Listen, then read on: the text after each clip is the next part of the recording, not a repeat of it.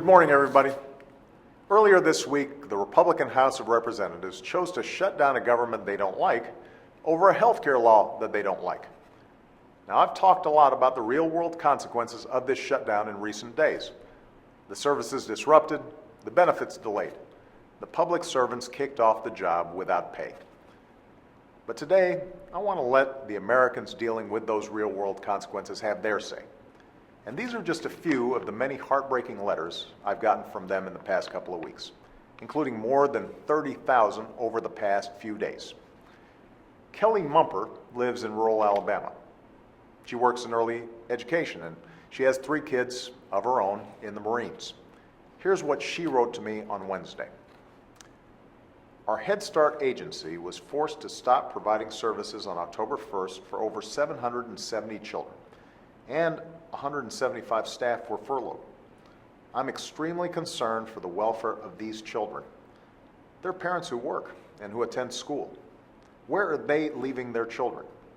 Is it a safe environment? Are they getting the food that they receive at their Head Start program? On the day Julia Pruden's application to buy a home for her and her special needs children was approved by the USDA's Rural Development Direct Loan Program, she wrote me from Minot, North Dakota. We put in an offer to purchase a home this weekend, and it was accepted. If funding does not go through, our chances of the American dream are down the drain. We've worked really hard to get our credit to be acceptable to purchase a home.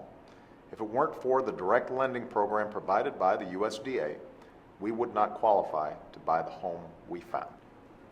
These are just 2 of the many letters I've received from people who work hard, try to make ends meet, try to do right by their families. They're military or military spouses who've seen commissaries closed on their bases. They're veterans worried the services they've earned won't be there. They're business owners who've seen their contracts with the government put on hold, worried they'll have to let people go. I want them to know I read the stories you share with me. These are our fellow Americans. These are the people who sent us here to serve. And I know that Republicans in the House of Representatives are hearing the same kinds of stories too. As I made clear to them this week, there's only one way out of this reckless and damaging shutdown. Pass a budget that funds our government, with no partisan strings attached. The Senate's already done this, and there are enough Republicans and Democratic votes in the House of Representatives willing to do the same and end this shutdown immediately. Unfortunately, the far right of the Republican Party won't let Speaker Boehner give that bill a yes or no vote. Take that vote. Stop this farce. End this shutdown now. The American people don't get to demand ransom in exchange for doing their job. Neither does Congress. They don't get to hold our democracy or our economy hostage over a settled law. They don't get to kick a child out of Head Start if they don't agree to take her parents' health insurance away. It's not how our democracy is supposed to work. That's why I won't pay a ransom in exchange for reopening the government. And I certainly won't pay a ransom in exchange for raising the debt ceiling.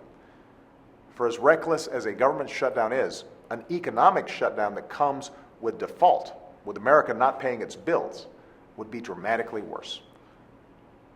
I'll always work with anyone of either party on ways to grow this economy, create new jobs, and get our fiscal house in order for the long haul, but not under the shadow of these threats to our economy. So my message is simple. Pass a budget. End this government shutdown. Pay our bills. Prevent an economic shutdown. These Americans and millions of others are counting on Congress to do the right thing, and I will do everything I can to make sure that they do. Thanks.